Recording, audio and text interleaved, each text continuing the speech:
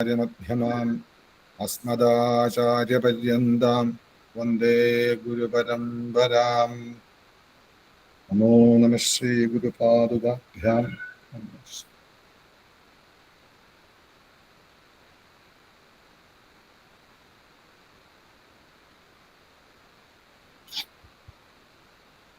എല്ലാവർക്കും നമസ്കാരം. ലളിതാ സഹസ്രനാമ സ്തോത്രത്തിന്റെ അതിൻ്റെ ഉദ്ഭവം, അതിൻ്റെ 4 ധ്യാന ശ്ലോകം, അതിൻ്റെ അർത്ഥങ്ങൾ, ഇതിൻ്റെ പ്രാധാന്യം, മറ്റുള്ള സഹസ്രനാമ സ്തോത്രങ്ങളിൽ നിന്നുള്ള വ്യത്യാസം മാത്രമല്ല, ഉപാസനാ മാർഗത്തിൻ്റെ മനുഷ്യനായി ജനിച്ചതിന് ശേഷം ഏറ്റവും പരമപ്രധാനമായി കണ്ട് മുന്നോട്ട് പോകേണ്ടതായിട്ടുള്ള ആത്മീയ യാത്രയുടെ പല പല മാർഗങ്ങളുടെയും ഏറ്റവും ഉത്തുംഗമായി പറയേണ്ടതായ ആ ഒരു ജീവിത ക്രമം അല്ലെങ്കിൽ സാധനാക്രമത്തെക്കുറിച്ചൊക്കെ പറയേണ്ട, അതിൻ്റെ എല്ലാം വളരെ സൂക്ഷ്മമായിട്ടുള്ള അർത്ഥതലങ്ങളെ മനസ്സിലാക്കുവാൻ സാധിക്കുന്ന തരത്തിലുള്ള 1000 നാമങ്ങൾ ചേർന്ന ഏറ്റവും ഉയർന്നതും അല്പം പോലും പാകപ്പിഴകളില്ലാത്തതും അല്ലെങ്കിൽ കുറവില്ലാത്തതും ഒക്കെയായ വാഗ്ദേവതമാര് തന്നെ ഋഷിമാരായി തീർന്ന ഒരു മഹാശാസ്ത്ര ഗ്രന്ഥമാണ് ലളിതാ സഹസ്രനാമ സ്തോത്രം എന്നുള്ളത് ഇന്ന് നമ്മൾ ഇത്രയും ദിവസങ്ങളായിട്ട് ഏകദേശമൊക്കെ കണ്ടു. ആദ്യം തന്നെ പറയട്ടെ, ലളിതാ സഹസ്രനാമ സ്തോത്രത്തെ വ്യാഖ്യാനിക്കാൻ ബ്രഹ്മാവിന് പോലും അല്ലെങ്കിൽ 1000 നാവുള്ള അനന്തന് പോലും സാധ്യമല്ലാതിരിക്കെ ഇതുവരെ ഞാൻ അതിനെ നോക്കിക്കണ്ട രീതി വെച്ചുകൊണ്ട് എൻ്റെതായ ആശയവും പല പല വ്യാഖ്യാതാക്കളുടെ വ്യാഖ്യാനങ്ങളൊക്കെ ശ്രദ്ധിച്ചുകൊണ്ടും പലതിനെയും ഉൾക്കൊണ്ടുകൊണ്ടാണ് വ്യാഖ്യാനം നടത്തുന്നത്. കുറവുകൾ ധാരാളം ഉണ്ടാവാം, ചിലപ്പോൾ ഞാൻ ചിന്തിച്ചതിൻ്റെ അപാകതകൾ ഉണ്ടാവാം. എങ്കിലും അതെല്ലാം നമുക്കും ഗവേഷണം നടത്തുവാനും കുറവുകളുണ്ടെങ്കിൽ അത് എവിടെയാണ് എന്ന് അന്വേഷിച്ച് പോയി തിരുത്താനുമുള്ള മനസ്സുണ്ടാവണം. ആചാര്യാൽ പാദമാദത്തെ എന്നാണ്. ആചാര്യൽ നിന്ന് പാദമേ കിട്ടൂ. ഒരു പകുതി, ഒരു ശാസ്ത്രത്തിന്റെ 4ൽ 1 ഭാഗേ കിട്ടും. പകുതി ബ്രഹ്മചാരിഭ്യ, കൂടെ ഉള്ളവരിൽ നിന്ന് കിട്ടും, കൂടെ പഠിക്കുന്നവരിൽ നിന്നും. പാദം ശിഷ്യ സ്വമേധയ, അങ്ങനെ കിട്ടിയിട്ട് ബാക്കി 3ാമത്തെ പാദം ശിഷ്യൻ സ്വയമായിട്ട് ആർജിച്ചെടുക്കണം. പാദം കാലക്രമേണ, ബാക്കിയുള്ളത് കാലക്രമം കൊണ്ടേ കിട്ടും. അപ്പോ ക്ഷമയോടെ കാത്തിരിക്കുക എന്നുള്ളതാണ് ഏതൊരു ശിഷ്യ മനോഭാവമുള്ള പഠിതാവിൻ്റെയും പ്രധാന കർത്തവ്യം. ക്ഷമയാണ് എല്ലാത്തിൻ്റെയും അടിസ്ഥാനം. സാധനയാണെങ്കിലും പൂജയാണെങ്കിലും ചിന്തയാണെങ്കിലും ക്ഷമയോടെ ശ്രദ്ധിക്കാൻ കഴിഞ്ഞാലേ എല്ലാം തെളിഞ്ഞു വരും. അതിനാദ്യം അതിലൊരു തുടക്കം എന്ന രീതിയിൽ ആചാര്യന്മാര് തുടങ്ങി വയ്ക്കും. ഒരു വലിയ ഏത് ശാസ്ത്രത്തിന്റെ ആയാലും ഒരു പാദം, ഒരു 4 പാദമുള്ളതിൽ കാൽഭാഗയാവുള്ളൂ. പിന്നെ പഠിക്കുന്ന സതീർത്ഥരിൽ നിന്നുള്ള പരസ്പരമുള്ള ചർച്ചകളിലൂടെ പലതും ഉദയം ചെയ്യും.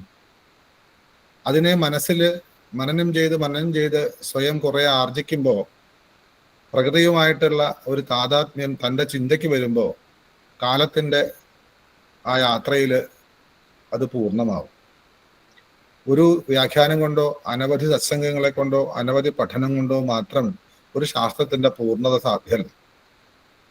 കാരണം പ്രത്യേകിച്ച് ലളിതാ സഹസ്രനാമം അത് ഓരോ മന്ത്രങ്ങളും വ്യാഖ്യാനിച്ച് വരുമ്പോൾ പോരാ എന്നേ തോന്നാറുള്ളൂ. സാമാന്യം അർത്ഥമല്ലാതെ ഇതുവരെ എനിക്ക് ഒരു സ്ഥലത്തും പറയാനും കഴിഞ്ഞിട്ടില്ല. അതിനെ പൂർണ്ണമായി ഉൾക്കൊള്ളണമെങ്കിൽ അത് കാലക്രമം കൊണ്ടേ സാധിക്കൂ. അത് വന്നു ചേർന്നുകൊള്ളും. അനവധി അനുഭവങ്ങളാണ്. പ്രത്യേകിച്ച് ബ്രാഹ്മണോത്തമന്മാരായിട്ടുള്ള ആ ഒരു കുലത്തിൽ ജനിച്ചവരാണ് അധികം പേരും ഇതിൽ എന്നുള്ളത് കൊണ്ട് ക്ഷമ എന്നുള്ളത് നമ്മളിന്ന് വിട്ടുപോയിട്ടുണ്ട്. ഒരു ശാസ്ത്രം പഠിക്കുമ്പോൾ, ഏത് ശാസ്ത്രമായാലും, ഇതിനകത്ത് ഈ ഗ്രൂപ്പ് കൊണ്ട് അനവധി വിശിഷ്ടങ്ങളായ ശാസ്ത്രങ്ങൾ പല ആചാര്യന്മാരും പഠിപ്പിക്കുന്നുണ്ട്, എനിക്കറിയാം. അതിനെല്ലാം വെറും ബുദ്ധിയിലേക്ക് തളയ്ക്കാതെ ബുദ്ധിയിൽ അതിനെ ശേഖരിക്കണം, മനനം ചെയ്ത് അതിൻ്റെ അപ്പുറത്ത് എത്തിക്കണം. കാരണം മനസ്സിന്റെ അപ്പുറയാണ് അഹങ്കാരം, അഹങ്കാരത്തിന്റെ അപ്പുറയാണ് ബുദ്ധി, അതിൻ്റെയും അപ്പുറത്താണ് പ്രാണൻ, പിന്നെയാണ് ജീവൻ. അതാണ് തന്ത്രശാസ്ത്രത്തിൽ പ ഭ ബ ഭ മ എന്ന് പറയുന്ന അക്ഷരങ്ങളിലൂടെ തന്ത്രസമുച്ചയകാരനും തന്ത്രങ്ങളൊക്കെ നമ്മളെ പഠിപ്പിക്കുന്നത്. അപ്പൊ മനസ്സുകൊണ്ട് ആ സ്വയം ഉള്ളിന്റെ ഉള്ളിലേക്ക് ഇറങ്ങി ഇതിനെ ഒന്ന് ബുദ്ധിയിലിട്ടൊന്ന് ഉരച്ച് അവനവന്റെ അനുഭവ തലത്തിൽ വരണം എന്നുണ്ടെങ്കിൽ ആ പ്രാണനുമായും ജീവനുമായി ബന്ധപ്പെടുത്തിയിട്ട് അതിന് പൂർണ്ണമായിട്ടുള്ള ഒരു എന്താ പറയുക അർത്ഥസ്മരണ, അല്ലെങ്കിൽ നമുക്കൊരു സുഖം, ഒരു സമാധാനം പൂർണ്ണമായി മനസ്സിലായി, മനസ്സിൽ ആയി എന്ന് തോന്നണമെങ്കിൽ. ഞാൻ ഇതിവിടെ പറയാൻ കാരണം, ഇവിടുന്ന് അങ്ങോട്ട് ഓരോരോ മന്ത്രങ്ങളും പറയുമ്പോൾ നമുക്ക് അതിനൊരു സാമാന്യ അർത്ഥം മനസ്സിലാവാം. കുറച്ചൊക്കെ ഞാൻ മനസ്സിലാക്കിയതും മനസ്സിലാക്കാം. നിങ്ങളും ശ്രമിക്കണം. അനേകം ശാസ്ത്രങ്ങള്, ഗ്രന്ഥങ്ങള്, അതുപോലെ തന്നെ നിഘണ്ടു തുടങ്ങിയിട്ടുള്ള അമരകോശമൊക്കെ വെച്ചിട്ട് അത് കൂടുതൽ അതിന്റെ ജ്ഞാനം കൂട്ടിയിട്ട് മറ്റുള്ളവർക്ക് പറഞ്ഞു കൊടുക്കുമ്പോഴേ ഇതൊരു ശ്രുതിയായി മാറും. കേട്ട് കേട്ട് അറിഞ്ഞ് അറിവ് അല്ലെ? ശ്രീ വേദവ്യാസ മുനി പോലും ശ്രീശുഖനെ ഈ പരബ്രഹ്മമായിട്ടാണ് കണ്ടിട്ടുള്ളത്, സ്വന്തം മകനെ പോലും. അങ്ങോട്ട് പോയാൽ ആ വിഷയത്തിലേക്ക് പോകുന്നുണ്ട്, ഞാൻ അങ്ങോട്ട് കിടക്കുന്നില്ല. ഇതില് നമ്മൾ അർത്ഥവ്യാഖ്യാനം തുടങ്ങിയത് കൊണ്ട് ഞാൻ ആദ്യം ഒരു ആമുഖമായിട്ട് പറഞ്ഞതാണ്. അല്പം പോലും അഹങ്കാരമില്ലാതെ പ്രപഞ്ചത്തോളം മനസ്സിനെ ഉയർത്തുമ്പോൾ മാത്രം പൂർണ്ണമായി മനസ്സിലാക്കുന്ന 1000 നാമങ്ങളാണ് ലളിതാ സഹസ്രനാമ സ്തോത്രത്തിലെ 1000 നാമങ്ങളും എന്ന് മനസ്സിലാക്കിയിട്ട് ഇതിനെ പഠിക്കാൻ ശ്രമിച്ചാൽ ഒന്നും ആയില്ല എന്നേ തോന്നും. നമ്മൾ കഴിഞ്ഞ ദിവസം ശ്രീമാത എന്നുള്ള മന്ത്രത്തെ കുറിച്ചിട്ട് ഏകദേശമൊക്കെ കണ്ടു. ശ്രീമാത എന്ന് പറയുന്നതിന് ഒരു തലം നമ്മളൊന്ന് ചിന്തിച്ചിട്ട് വേണം അടുത്ത മന്ത്രത്തിലേക്ക് കടക്കാൻ. മാത എന്നുള്ളൊരു വാക്ക് വന്നതുകൊണ്ട് തന്നെ അമ്മ എന്നുള്ളൊരർത്ഥം. അമ്മ എങ്ങനെ ഉണ്ടാവിച്ച അമ്മയ്ക്ക് ഉദയമില്ല എന്നർത്ഥം. താൻ പലതായി ഭവിക്കട്ടെ എന്ന് പറഞ്ഞപ്പോൾ മാത്രമാണ് ഈ പ്രപഞ്ചം യശോകാമയത ബഹുസ്യാം പ്രജായയ, ഞാൻ പലതായി ഭവിക്കട്ടെ. അവൾ ചിന്തിച്ചു, അല്ലെങ്കിൽ അവൻ ചിന്തിച്ചു. ചിന്തിച്ചു എന്ന് മാത്രമല്ല, അകാമയത എന്ന് തന്നെയാണ്, കാമിച്ചു തന്നെയാണ്. നമ്മുടെ കാമല്ല, ഞാൻ പലതായി ഭവിക്കട്ടെ എന്ന് ചിന്തിച്ചതിന്റെ വൈബ്രേഷനാണ് ഈ കാണുന്ന ബ്രഹ്മാണ്ട കോടികളെല്ലാം എന്ന് മനസ്സിലാക്കുമ്പോൾ ആര് ചിന്തിച്ചു എന്ന് ചിന്തിച്ചാൽ ആ ചോദ്യത്തിനുള്ള ഉത്തരമാണ് ശ്രീ ലളിതാ പരമേശ്വരി. അതിനെ മറ്റൊരു പുരാണത്തിലേക്ക് കൊണ്ടുപോയാൽ അവിടെ ഒരു ദേവത ഉണ്ടാവുമെന്ന് മാത്രമേ ഉള്ളൂ.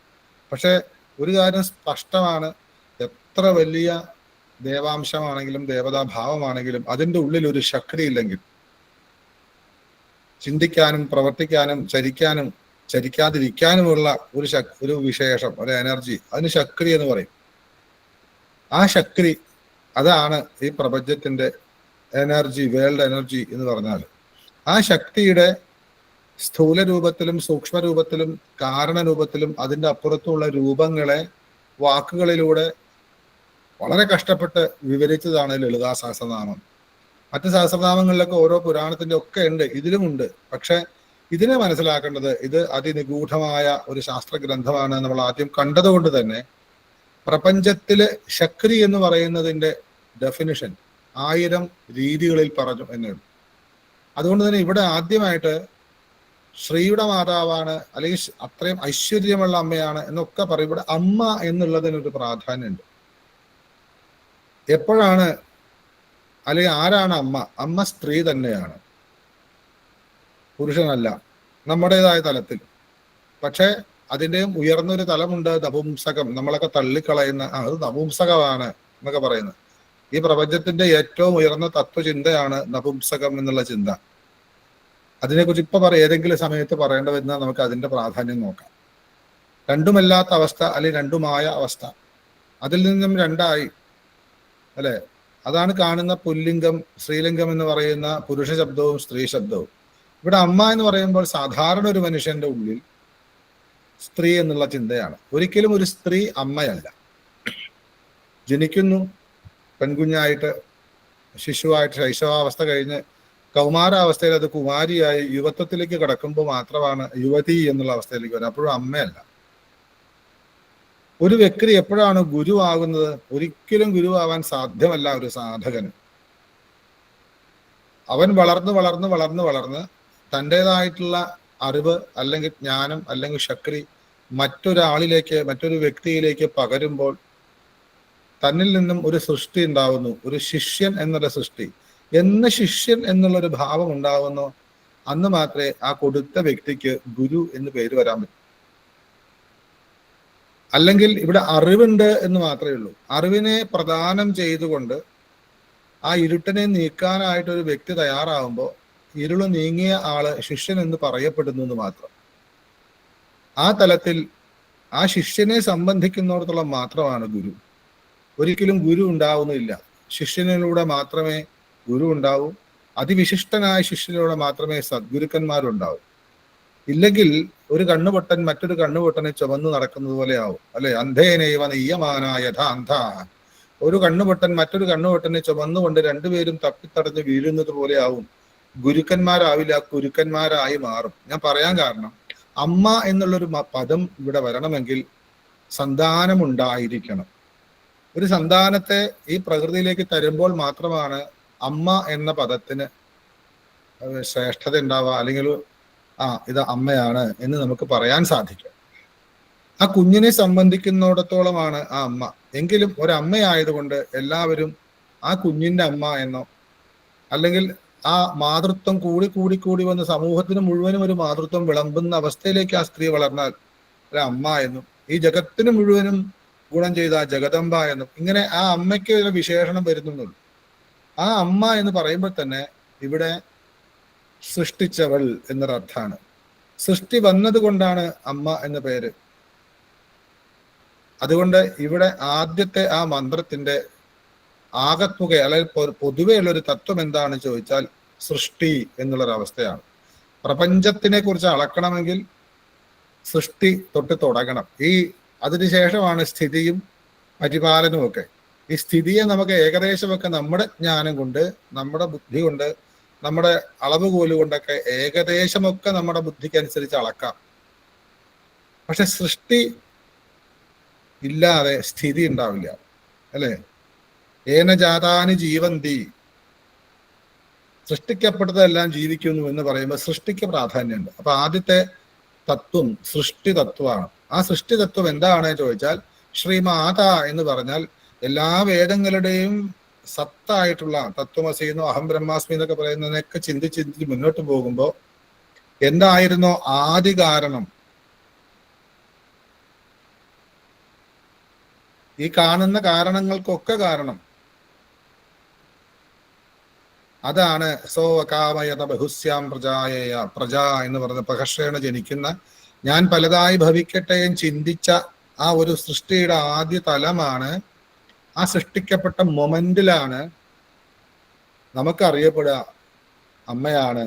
അത് പ്രപഞ്ചത്തിന്റെ ഏറ്റവും ഏറ്റവും ആദി കാരണം, കാരണം എന്നൊക്കെ ബ്രഹ്മസംഹിതയിലെ കൃഷ്ണനെ കുറിച്ച് പറയുന്നുണ്ട്. അങ്ങനെ കാരണങ്ങൾക്ക് മുഴുവനും ആദിയായിട്ടുള്ള ആ കാരണം ആണ് മാതാവ്. കുറച്ച് കട്ടിയായിട്ട് ചിന്തിച്ചാലൊക്കെ മനസ്സിലാവുള്ളൂ. സൃഷ്ടിക്ക് മുമ്പ് ഇവിടെ ഒന്നുമില്ല, അമ്മയില്ല, അച്ഛനില്ല, സ്ഥിതിയില്ല, ഒന്നുമില്ല. സൃഷ്ടി വന്നു. അതെങ്ങനെയെന്ന് ചോദിച്ചപ്പോൾ ഋഷിമാര് പറഞ്ഞു കൊടുത്തതാണ് സോകാമയത, കാമിച്ചു. അപ്പൊ കാമം തെറ്റാണോ? കാമമേ ഉള്ളൂ. ആ കാമശാസ്ത്രത്തിന്റെ സമ്പൂർണതയാണ് ലളിതാ സഹസ്രനാമ സ്തോത്രം.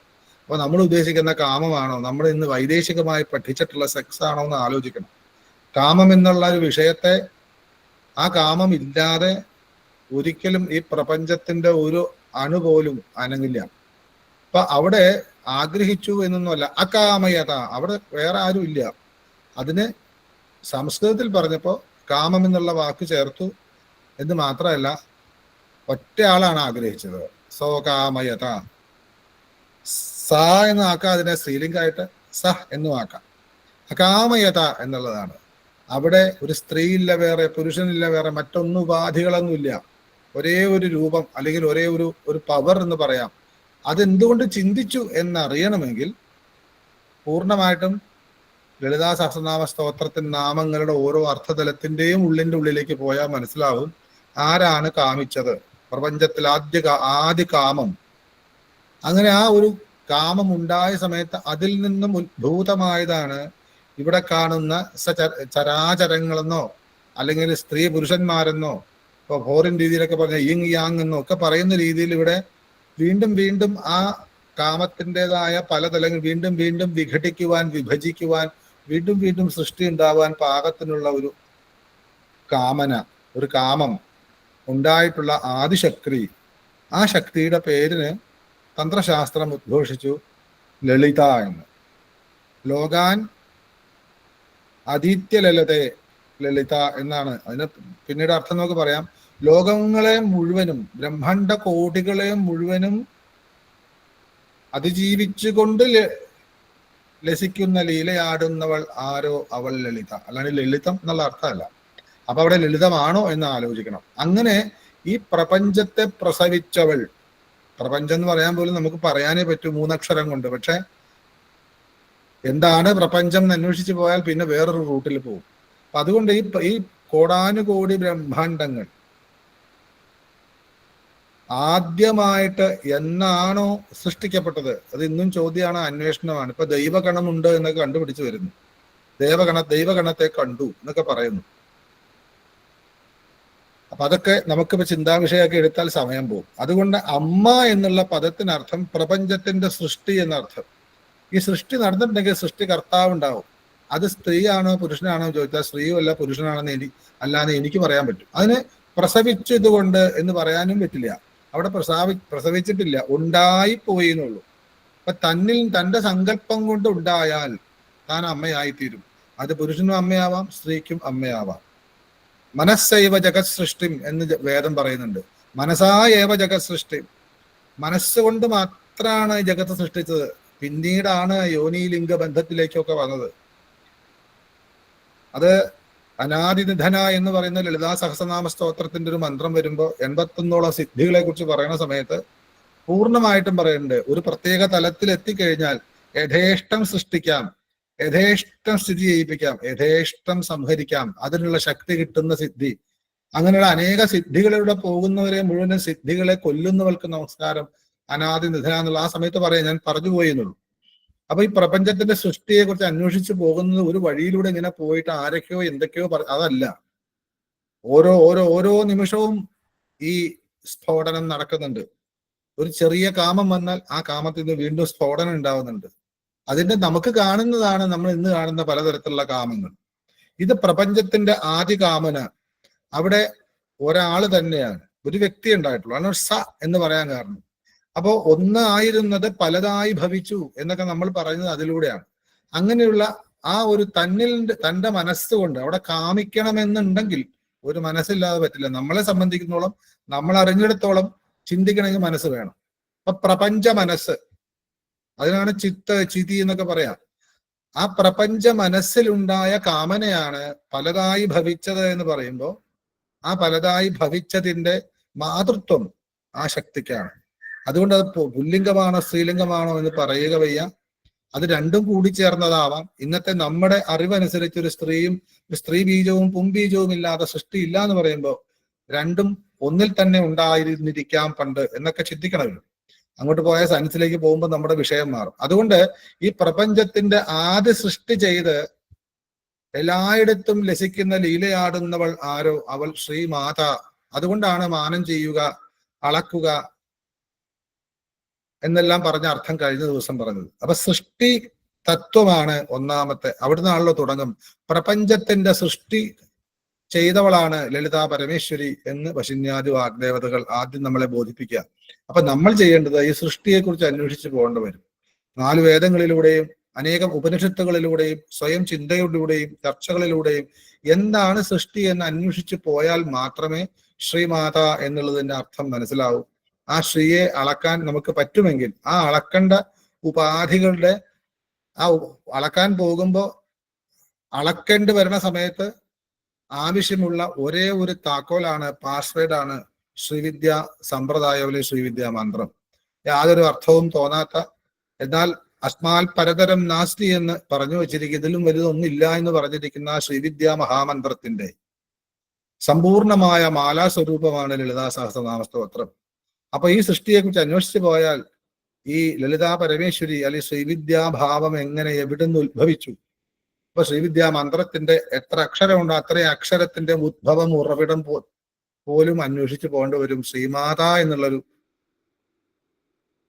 ഒറ്റ ആ ഒരു മന്ത്രത്തിന്റെ അർത്ഥം അറിഞ്ഞു പോകുമ്പോൾ എന്തായാലും സൃഷ്ടി എന്ന് മനസ്സിലാക്കാം. അങ്ങനെ സൃഷ്ടിയായിട്ടുള്ള ആ പ്രപഞ്ചശക്തി പിന്നെ എന്താ, സൃഷ്ടി ഉണ്ടായി, പ്രപഞ്ചം സൃഷ്ടിക്കപ്പെട്ടു, അതുകൊണ്ട് അമ്മയായി. അപ്പൊ അതൊരു സ്ത്രീയാണോ അച്ഛനും അമ്മയുമാണ് എന്ന് പറയാനേ പറ്റും. ശിവശക്തി ആത്മകം വിദ്ധി ജഗത് ഏതച്ചരാചരം. ഈ ചരാചരം ചരിക്കുന്നതും ചരിക്കാത്തതുമായിട്ടുള്ള ഈ ജഗത്ത്, ജഗത്ത്, ഈ ജഗത്ത് മുഴുവൻ ശിവശക്തിയാത്മകം വിദ്ധി, ശിവനും ശക്തിയും ചേർന്നതാണെന്ന് മനസ്സിലാക്കൂ. അതിനെ ഒരുപാട് തരത്തിലേക്ക് നമുക്ക് ചിന്തിക്കാൻ പറ്റുന്ന ഒരു വാക്കാണ്.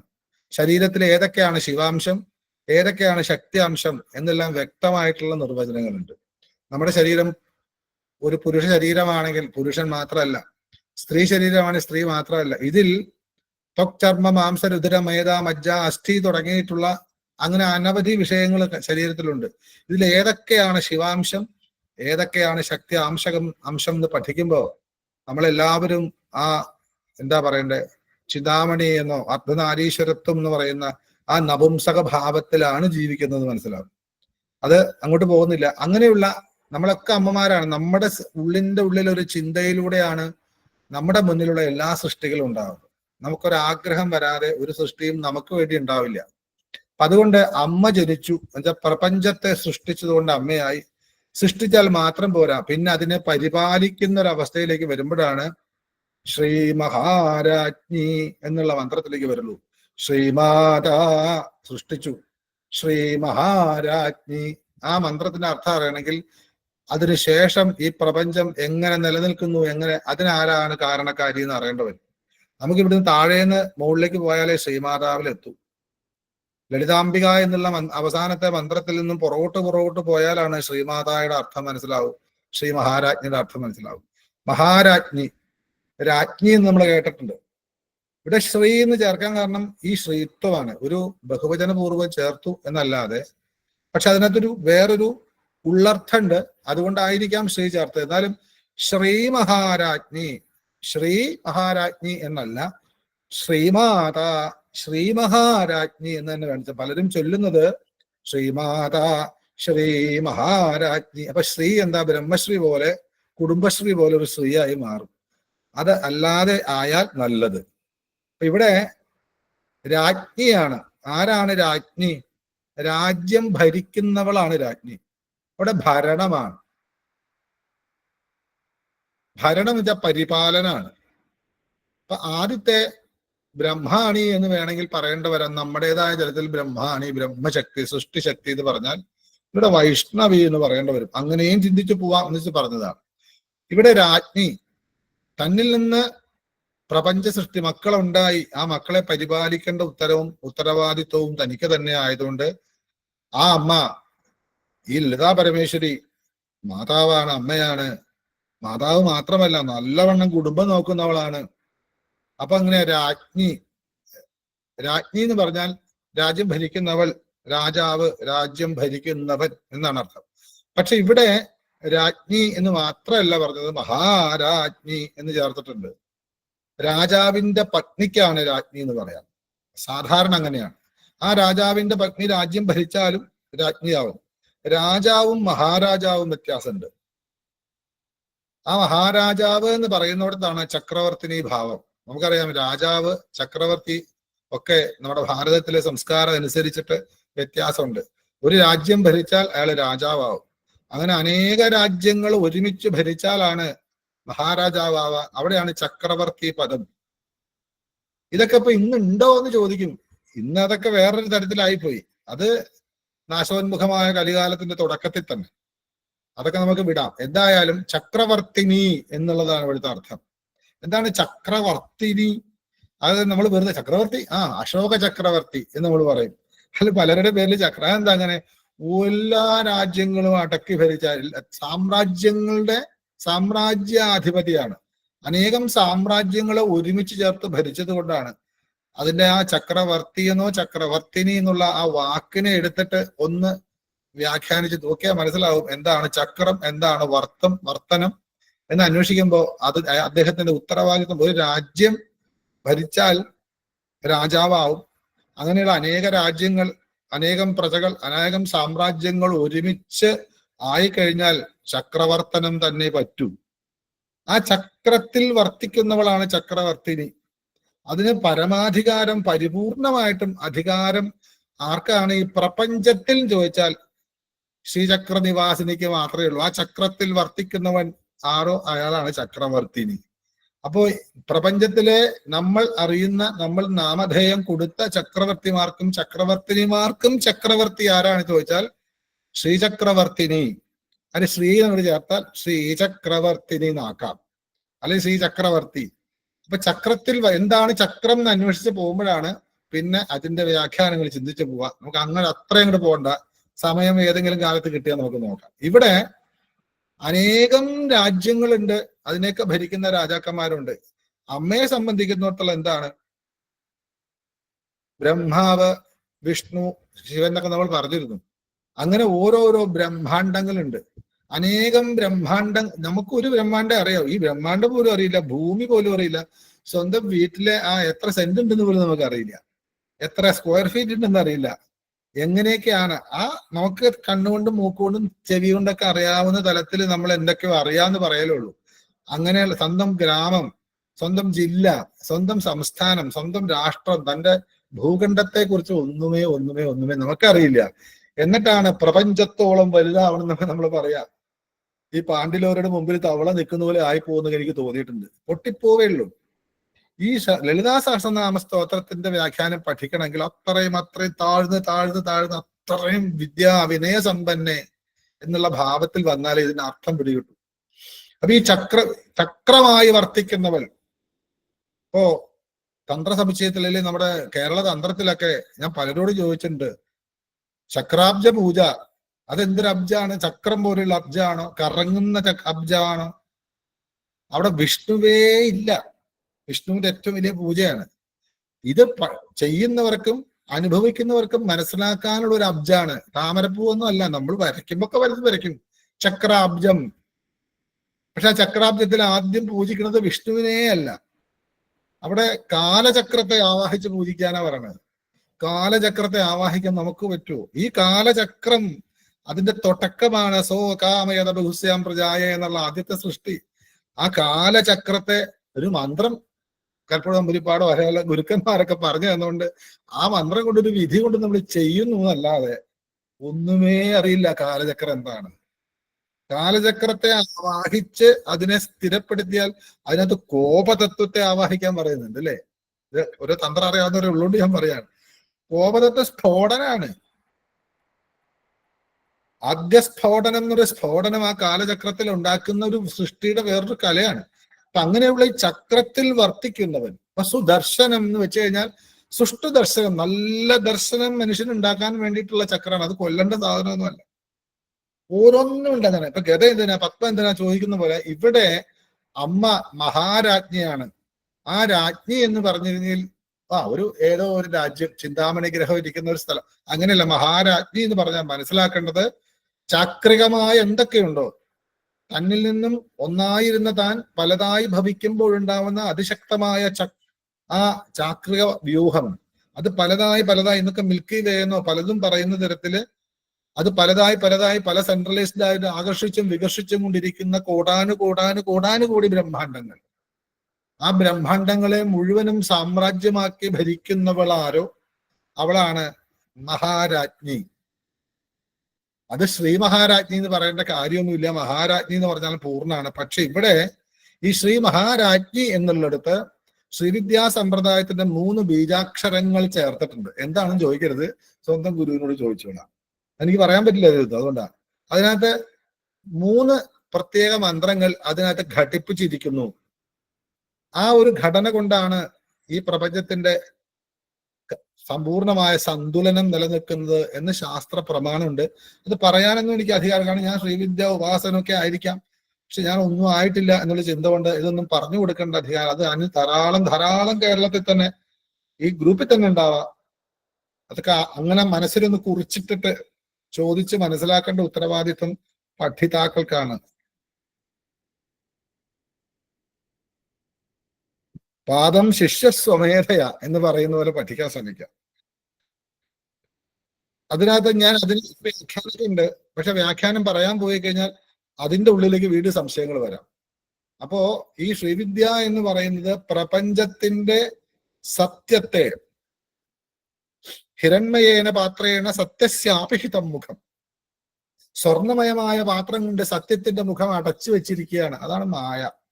അത് തുറന്നാലേ മനസ്സിലാവും. ആ തുറക്കാനുള്ള താക്കോലാണ് ശ്രീവിദ്യ മന്ത്ര ദീക്ഷാലി ശ്രീവിദ്യ മന്ത്രോപാസന.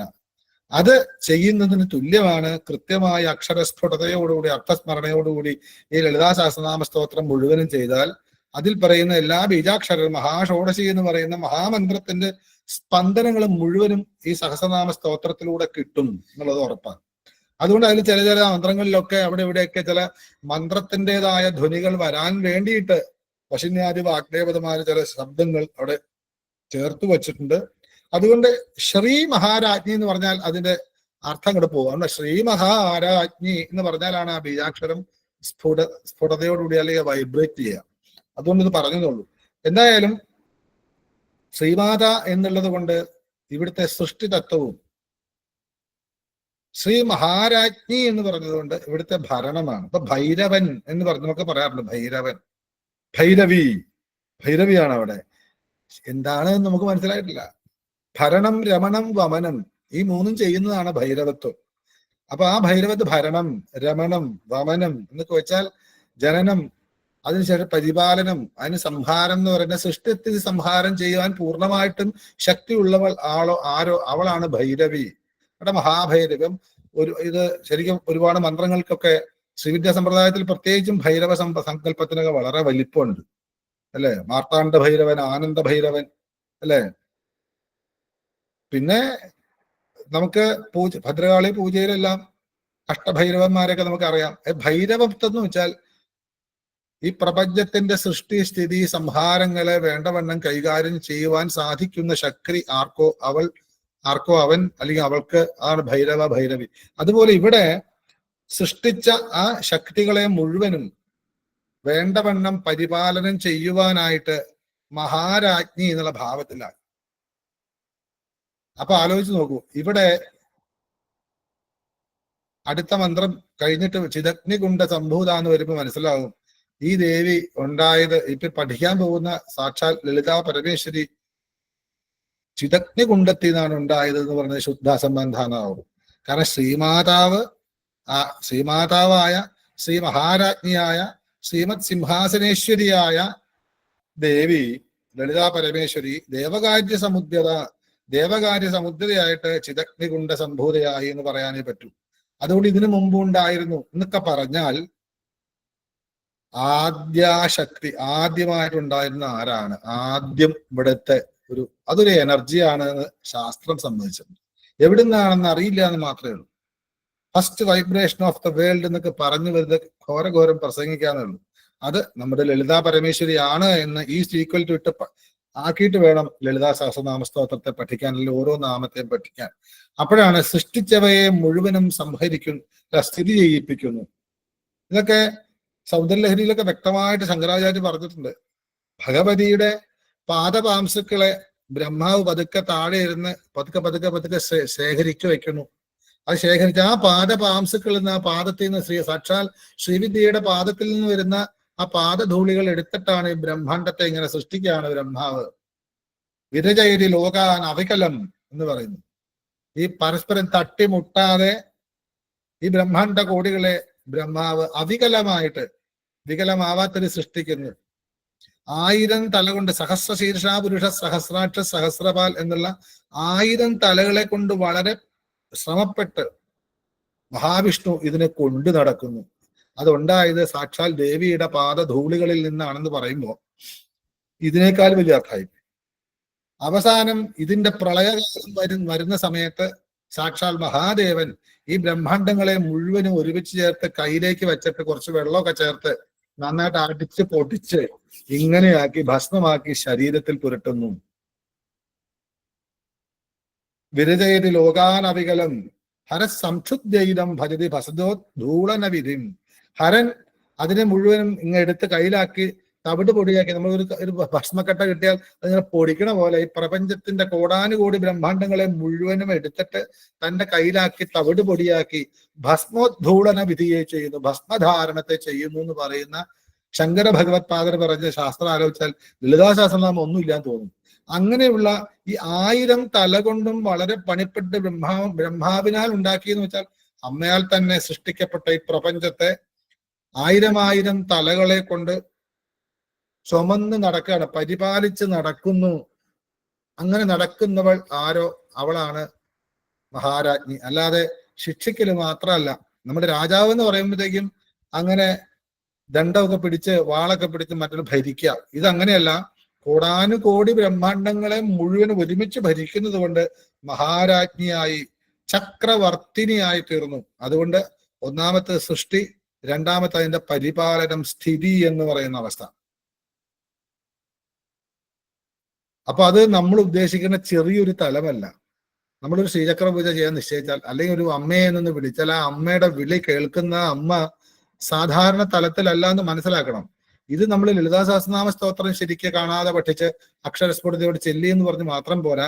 ആ ശ്രീമാത എന്ന് പറയുമ്പോൾ കേൾക്കുന്നത് ഈ പ്രപഞ്ചത്തിന്റെ ആദി സൃഷ്ടി എന്ന് പറയുന്ന ഒരു ടൈം ഉണ്ടായിരുന്നെങ്കിൽ ആ അമ്മയാണ് കേൾക്കുന്നത്. അപ്പൊ എത്ര ഉദാത്തമായിട്ടുള്ള മന്ത്രമാണ് ശ്രീമാത.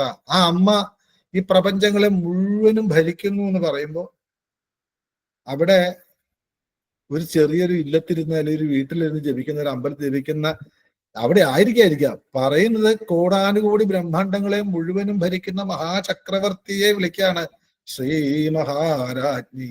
കണ്ണു നിറയാതെ വിളിക്കാൻ പറ്റില്ല. അപ്പോഴാണ് ശ്രീമത് സിംഹാസനേശ്വരി എന്നുള്ള ഭാവത്തിലേക്ക് അമ്മയാണ് കേട്ടോ ഈ പ്രപഞ്ചം മുഴുവൻ ഭരിക്കുന്നതാ, ദാ ഇരിക്കുന്നു സിംഹാസനത്തിൽ അമ്മ എന്നുള്ള ഭക്തിയോടെ ചിന്തിക്കുമ്പോ അതെന്താണ് സിംഹാസനം? നമുക്കൊക്കെ സിംഹാസനം, നമ്മൾ ഏത് ചെയറിലിരുന്നാലും നമുക്കത് സിംഹാസനം. ചക്രവർത്തി അല്ല, നമ്മൾ കേട്ടിട്ടുണ്ടല്ലോ, ചക്രവർത്തി എന്ന് പറയുമ്പോൾ വിക്രമാദിത്യ സിംഹാസനം, അത് പ്രത്യേക സിംഹാസന. സിംഹമാകുന്ന ആസനം, അതാണ് സിംഹാസനം. സിംഹം എന്ന് പറയുമ്പോൾ എന്താണ്? അത് കാട്ടിലെ രാജാവിന് പറയണ പേരാ, മൃഗാധിപതി അല്ലെ, മൃഗപതി. അതിന്റെ നടത്തം മുന്നോട്ടാണ്, നോട്ടം പുറകോട്ടുമാണ്. സിംഹഗതി എന്നൊക്കെ പറയും.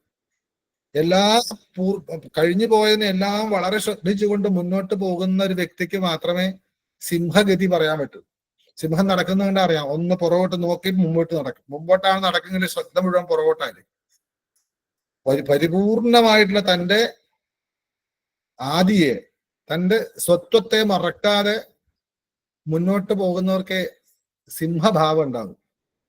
ആ സിംഹമാസനം എന്ന് പറയുമ്പോൾ പരിപൂർണ ജ്ഞാനത്തോടുകൂടി ഇരിക്കുന്ന ഈശ്വരി എന്ന അർത്ഥാണ് എടുക്കാൻ പറ്റും. പക്ഷെ ഇവിടെ എടുക്കേണ്ടത് ശ്രീമത്തായിരിക്കുന്ന, ഇവിടെ ശ്രീ പോയിട്ട് ശ്രീമത്തായി. ശ്രീമത്ത് എന്ന് പറഞ്ഞ നമുക്ക് അറിയാം അല്ലെ, എല്ലാത്തിനും നമുക്ക് ശ്രീതരം, ശ്രീതമം എന്നൊക്കെ പറഞ്ഞ ശ്രീമത്ത് എന്ന് പറഞ്ഞാൽ ഏറ്റവും ഐശ്വര്യത്തോടു കൂടിയുള്ളു. എന്തുകൊണ്ട് ശ്രീമത്ത് ചേർത്തു എന്ന് പറഞ്ഞാൽ വേറെ തലത്തിലേക്ക് പോകും. എന്തായാലും സിംഹം ആസനമായിട്ടിരിക്കുന്ന ഈശ്വരി. അപ്പൊ സിംഹം എന്ന് വെച്ചാൽ ആ ഭാവം, ബലം, സൗന്ദര്യം, നടത്തം. കാരണം അതുകൊണ്ടാണ് സിംഹം മൃഗങ്ങളുടെ മുഴുവൻ രാജാവായി തീർന്നത്. ആനയൊക്കെ ഉണ്ട്. സിംഹത്തുകാൽ എത്രയോ വലിയ ഒരു മൃഗമാണ് ആന. അതിലും വലിയ ഹിംസ്ര ജന്തുക്കളുണ്ട്, കടുവയും പുലിയും ഒക്കെ ഉണ്ട്. പക്ഷെ സിംഹത്തിനാണ് ആ സമ്പൂർണ്ണ ഭാവം ഉള്ളത്. അതുകൊണ്ട് ആ സിംഹത്തിന്റെ ചിഹ്നത്തോട് കൂടിയിട്ടുള്ള സിംഹാസനങ്ങൾ എന്ന് പറയുന്നത്, ചിഹ്നത്തോട് കൂടിയിട്ടുള്ള ഇരിക്കുന്ന സ്ഥാനമാണ് സിംഹാസനം. അത് രാജാക്കന്മാരിരിക്കേണ്ടതാ, ദേവത ഇരിക്കേണ്ടതല്ല. അപ്പൊ ഇത് ദേവതയാണോ? സാക്ഷാൽ ലളിതാ പരമേശ്വരി ദേവതയാണോ? നമ്മളെ സംബന്ധിക്കുന്നിടത്തോളം ദേവത എന്ന് പറഞ്ഞാൽ കൃഷ്ണൻ, ശിവൻ, ഗണപതി, അയ്യപ്പൻ, ലക്ഷ്മി, സരസ്വതി ഒക്കെ നമുക്ക് ദേവതമാരാണ്. പക്ഷേ ദേവതയ്ക്കും അപ്പുറമാണ്. കാരണം ദേവതയ്ക്ക് ഇരിക്കാൻ പദ്മാസനസ്ഥാം എന്നൊക്കെ നമ്മൾ കണ്ടിട്ടുണ്ട്. പല പല പല ആസനങ്ങളുണ്ട്. പല തരത്തിൽ നിൽക്കുന്നു, ഇരിക്കുന്നു, ഒരു കാല് കയറ്റിവെച്ചതും. നമുക്ക് തന്ത്രത്തിന്റെ നമുക്കറിയാവുന്ന തന്ത്രം. പക്ഷെ സിംഹാസനം എന്ന് എല്ലാത്തിനും പറയാറുണ്ട് നമ്മള്. പക്ഷെ ഇവിടെ സിംഹാസനം എന്ന് പറയുമ്പോൾ ചക്രവർത്തിക്ക് പറഞ്ഞ ചെയറാണ്, സ്ഥാനമാണ് സിംഹാസനം. സിംഹത്തിന്റെ ആ രൂപം പതിച്ച അത്രയും വിശിഷ്ടമായിട്ടുള്ള ആസനം, ഇരിക്കുന്ന ഈശ്വരി, സിംഹാസനേശ്വരി. അതായത് ശ്രീമത്ത് എന്ന് വെച്ചാൽ ഐശ്വര്യം ഇങ്ങനെ കുമിഞ്ഞു കൂടുന്ന, ഐശ്വര്യം ചൊരിയുന്ന സിംഹാസനത്തിന്റെ ഈശ്വരി. രണ്ടാമത് ഇവിടെ വേണമെങ്കിൽ വ്യാഖ്യാനിക്കാവുന്നത് സിംഹത്തെ വാഹനമാക്കി ഇരിക്കുന്നവൾ, സിംഹത്തിന്റെ പുറത്തിരിക്കുന്നവൾ, സിംഹവാഹിനി, ദുർഗ എന്നൊരർത്ഥം എടുക്കാം. ആ ദുർഗ എന്നൊരർത്ഥം എടുത്താൽ സ്ഥിതി എന്നുള്ള കാര്യം ക്ലിയർ ആവും. ആ അതായത് ദുർഘടം പിടിച്ച, ഗമിക്കുവാൻ ദുഷ്ടമായിട്ടുള്ളതിനെ മുഴുവനും നശിപ്പിച്ച ദുർഗമാസുരന്റെ തത്വകഥ. ആ ദുർഗമ ഭാവത്തെ മാറ്റി സദ്ഗതി ചെയ്യുന്ന പരിപാലനം അത് സിംഹത്തിന്റെ പുറത്താണ് ചെയ്തു എന്നുള്ളത് കൊണ്ട് ഇവിടെ സിംഹാസനേശ്വരി എന്നുള്ളത് സിംഹത്തിന്റെ പുറത്തിരിക്കുന്നതെന്നാവാം. പിന്നെ സിംഹം എന്ന് പറഞ്ഞാൽ മ്യൂട്ട് ചെയ്താൽ കൊള്ളാം, ശബ്ദം ഇങ്ങോട്ട് കേൾക്കും. സിംഹം എന്ന് പറഞ്ഞു കഴിഞ്ഞാൽ നമുക്കറിയാം, സിംഹം മാധവജി പറയാറുണ്ട്, സിംഹത്തിന്റെ പുറത്താണ് ദുർഗ. മൂലാധാരൈക നിലയ ബ്രഹ്മഗ്രന്ഥി വിഭേദിനി നില ദുർഗാഭാവം എടുത്തുകൊണ്ട് ആ സിംഹത്തിന്റെ പുറത്തിരുന്ന എല്ലാ ദുർഘടങ്ങളെയും അരിഞ്ഞു വീഴ്ത്തി മൂലാധാര, സ്വാധിഷ്ഠാന, മണിപൂരക, അനാഹത, വിശുദ്ധി, ആജ്ഞ തുടങ്ങിയിട്ടുള്ള എല്ലാ തട്ടുകളെയും ഭേദിച്ച് സഹസ്രാരത്തിൽ എത്തുവാൻ വേണ്ടിയിട്ടുള്ള ദുർഗയുടെ ദുഷ്ടേന വളരെ കഷ്ടമാണ് ഗമിക്കാൻ. അങ്ങനെ കഷ്ടമായിട്ടുള്ള അതിനെ മുഴുവൻ ദുർഗമമാക്കുന്ന അതിനെ മുഴുവനും സിംഹത്തിന്റെ പുറത്ത് കയറിക്കൊണ്ടാണ് ഇത് സുഗമമാക്കിയത്. അതുകൊണ്ട് ദുർഗ എന്ന് പറഞ്ഞാൽ ഉണരുന്ന കുണ്ടലിനിയാണ്. കുണ്ടലിനി ഉണർന്നാൽ ദുർഗാഭാവത്തിൽ, കാരണം ദുർഘടങ്ങളാണ്, 6 തട്ടുകളാണ്, പടി 6 കടന്ന് അവിടെ ചെല്ലുമ്പോഴാണ് ശിവനെ കാണുക. അങ്ങനെ മുന്നോട്ട് പോകുമ്പോൾ അവിടെ എത്തിക്കഴിഞ്ഞാലോ പിന്നെ താഴോട്ടൊരു വരവുണ്ട്. സമയാചാരപ്രകാരം, സമയതന്ത്രപ്രകാരം മൂലാധാരത്തിലെ ശക്തി കുണ്ടലിനി ഉണർന്ന് സഹസ്രാരത്തിലെ ശിവനുമായിട്ട് യോജിച്ച് സന്തോഷിച്ച് മേളനം ചെയ്ത് സമാധാനം സുഖിച്ചതിന് ശേഷം തിരിച്ച് തന്റെ വാസസ്ഥാനമായ മൂലാധാരത്തിലേക്ക് ആ ഭഗവതി വരുന്ന സമയവും കാത്തിരിക്കുന്നതാണ് സമയാചാരം. അതുകൊണ്ട് മൂലാധാരത്തിന് സഹസ്രാരത്തിലേക്കും സഹസ്രാരത്തിന് മൂലാധാരത്തിലേക്കുമുള്ള സുഷുമ്നയിലൂടെയുള്ള ജീവശക്തിയുടെ പ്രയാണത്തിൽ ആ ജീവശക്തി ദുർഗയായി ഉണരുമ്പോഴാണ് അനവധി അസുരന്മാരെ എതിരായിട്ട് വരും. അതൊക്കെയാണ് പുരാണങ്ങളിൽ കഥയായിട്ടുള്ളത്.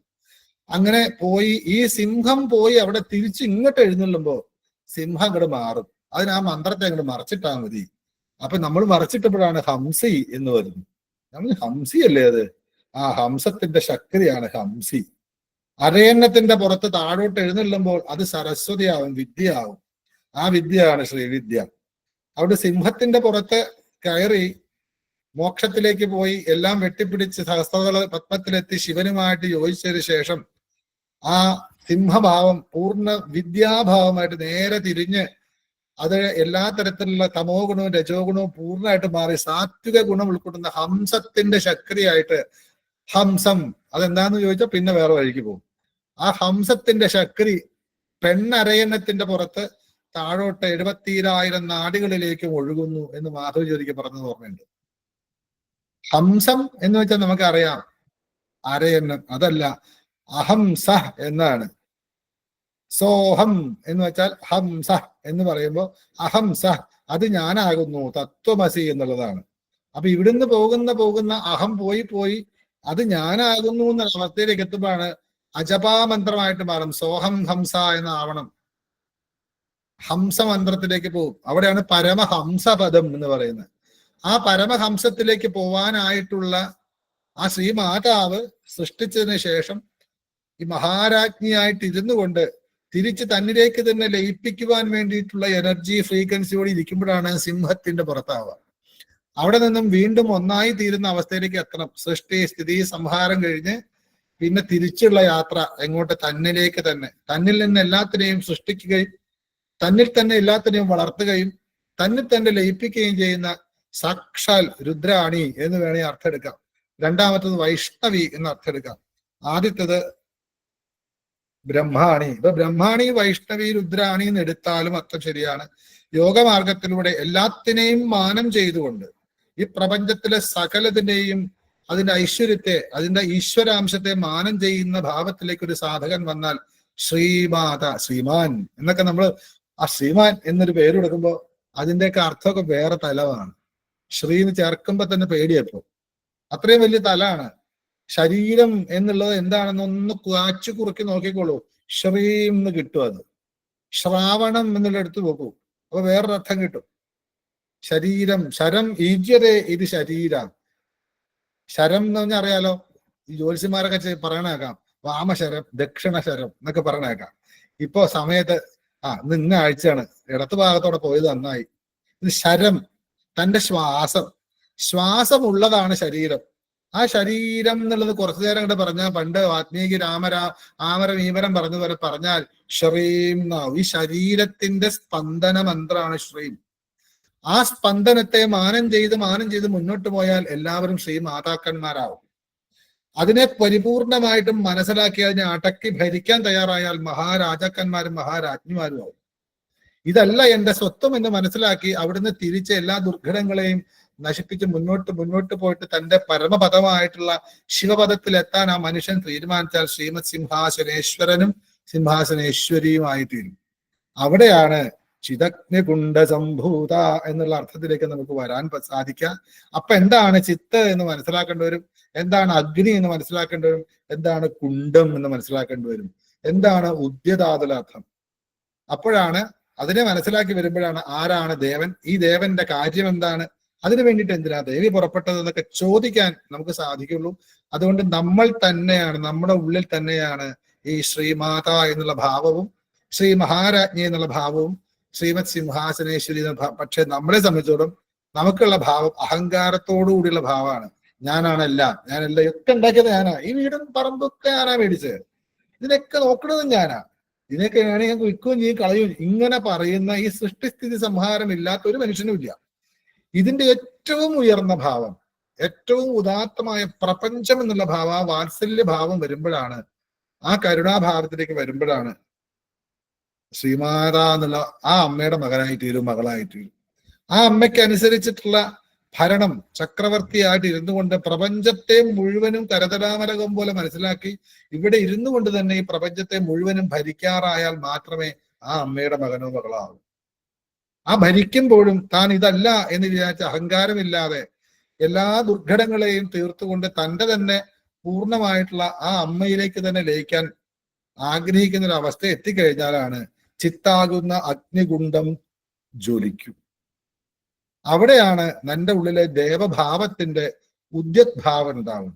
ഇത് അടുത്ത ദിവസം പറയേണ്ടതാണ്, ഞാനൊരു ഇങ്ങനെയായിട്ട് പറഞ്ഞതേ. ഇത് ഗ്രന്ഥങ്ങളിലൊക്കെ വായിച്ചാൽ ഒരുപാട് വേദത്തിലെ ഉപനിഷത്തിലെ ഒരുപാട് ശ്ലോകങ്ങളൊക്കെ ഇട്ട് പറഞ്ഞിട്ടുണ്ട്. എന്നെ സംബന്ധിക്കുന്നുള്ള അതൊക്കെ എനിക്ക് എന്താ പറയണ്ട, ഒരു കല്ല് ചുമ്മാ വായിലിട്ട് കടിക്കുന്ന പോലെ, കൽക്കണ്ടാണ് ഈ പിന്നെ സുഖ. അപ്പൊ അതുകൊണ്ട് ഇതിന്റെ ഒരു സാമാന്യ അർത്ഥം ശ്രീ മഹാരാജ്ഞി എന്നുള്ളിടത്തൊരു മന്ത്രവിധാനം കൊടുത്തിട്ടുണ്ട് എന്ന് പറയുന്നു ആചാര്യന്മാര്. ഇത് ഈ പ്രപഞ്ചത്തിന്റെ സൃഷ്ടിയും ഈ പ്രപഞ്ചം എങ്ങനെയാണ് നിലനിൽക്കുന്നതെന്നും ഈ പ്രപഞ്ചം എങ്ങനെയാണ് ഇല്ലാതെയാവുന്നതും ഇതിനെ അപ്പുറം 2 തലവും കൂടെ ഉണ്ട്. സൃഷ്ടി, സ്ഥിതി, സംഹാരം, തിരോധാനം, അനുഗ്രഹം, അങ്ങനെയുള്ള 5 തലവും കൂടെ ഉണ്ട്. അപ്പോഴാണ് പഞ്ചകൃത്യ പരായണയാവുള്ളൂ, പഞ്ചപ്രേത ആസനാസീനയാവുള്ളൂ. ആ പഞ്ചപ്രേതാസനമാണ് സിംഹാസനം എന്ന് മനസ്സിലാക്കണമെങ്കിൽ ആ മന്ത്രത്തിലേക്ക് വരുമ്പോൾ നമുക്ക് ചിന്തിക്കാം. എല്ലാവർക്കും ശരിയായ അവരവരുടെ ബുദ്ധി അനുസരിച്ചിട്ട് രസമായിട്ട് ഒരു ഭാവനാത്മകമായിട്ട് ഈ മന്ത്രത്തെയൊക്കെ ചിന്തിച്ച് നിഘണ്ടുവൊക്കെ എടുത്തു നോക്കിയിട്ട് തൻ്റെതായ അർത്ഥതലങ്ങളിലേക്ക് പോയി കഴിഞ്ഞാൽ ഗുണം അവരവർക്ക് മാത്രമാണ്. പാദം ശിഷ്യസ്വമേധയ പാദം കാലക്രമേണതു എന്നുള്ള അവസ്ഥയിൽ എത്തണമെങ്കിൽ ഈ ശാസ്ത്രത്തെ ഞാൻ പറയുന്നത് മാത്രം കേൾക്കാതെ ഒരു അഹങ്കാരി ഒരു എന്തൊക്കെയോ പറഞ്ഞ അവിടെ ഇരുന്ന് പറഞ്ഞത് മാത്രമൊന്നും അല്ല ശരി, അയാൾ പറയുന്നത് അല്ല ശരി എന്നതിനെ വിമർശിച്ചുകൊണ്ട് സ്വയം അന്വേഷിക്കാനുള്ള ശ്രമിച്ചാൽ, ഈ 3 മന്ത്രത്തിന്റെ അർത്ഥം മാത്രം ഗ്രഹിക്കാൻ ശ്രമിച്ചാൽ മോക്ഷം ഈസിക്കൽ ടു മോക്ഷം എന്ന് പറയേണ്ടി വരും. അത്രയും ബൃഹത്തായ 3 മന്ത്രങ്ങളാണ്. അവനവന്റെ ജീവിതം തന്നെയാണ്. അവനവൻ ജനിച്ചു, അവനവനിൽ നിന്നും പലതും ജനിച്ചു, അവനവൻ ഉണ്ടാക്കിയതെല്ലാം പരിരക്ഷിക്കുന്നു, അതിനെല്ലാം ഇല്ലാതാക്കി നമ്മൾ പോകുന്നു. ഇതൊക്കെ ആലോചിച്ചാൽ ശ്രീമാതാ, ശ്രീ മഹാരാജ്ഞി, ശ്രീമത് സിംഹാസനേശ്വരി എന്നുള്ള ഭാവത്തിന്റെ ആ അമ്മയുടെ DNA തന്നെയാണ് നമ്മളെന്ന് മനസ്സിലാവും. ഈ ചിന്തയുള്ളത് മനുഷ്യന് മാത്രമേ ഉള്ളൂ, മൃഗങ്ങൾക്കില്ല. അതുകൊണ്ട് ശരിയായ വിവേകബുദ്ധി ഉപയോഗിച്ച് ഞാൻ പറയുന്നതല്ലാതെ ശരിക്കും വിമർശിച്ചുകൊണ്ട് ഗ്രന്ഥങ്ങളൊക്കെ വായിച്ച് പഠിക്കാനും കൂടെ ശ്രമിച്ചാൽ മാത്രമേ ഈ ലളിതാ സഹസ്രനാമ പഠനം കൊണ്ട് എന്തെങ്കിലും പ്രയോജനം ഉണ്ടാവൂ. തത്തമ്മേ പൂച്ച ആവരുത്. ഞാൻ പറയുന്ന ഓരോന്നിനെയും വിമർശിക്കാനുള്ള ഒരു മനോഭാവം കൂടെ വേണം. അപ്പോഴാണ് വിശേഷേണ മർശനമാണ്, അത് ഉടക്കല്ല. അത് ഉണ്ടാവട്ടെ, എല്ലാവർക്കും ബുദ്ധി കൂർമ്മത ഉണ്ടാവട്ടെ. അതിനായിട്ട് ഗായത്രിയൊക്കെ ജപിക്കാൻ സാധിക്കട്ടെ. അമ്മ അനുഗ്രഹിക്കട്ടെ. ഇനി ഒരു 6 മിനിറ്റ് ഉണ്ട്. ഞാൻ പറഞ്ഞുകൊണ്ടിരുന്ന സമയം നോക്കില്ല, അതുകൊണ്ടാണ്. അപ്പൊ എന്തെങ്കിലും ഉണ്ടെങ്കിൽ ചോദിക്കാം, ഇല്ലെങ്കിൽ എന്റെ പ്രധാന പ്രവർത്തകർ പറയുന്ന പോലെ ചെയ്യാം. നമസ്കാരം.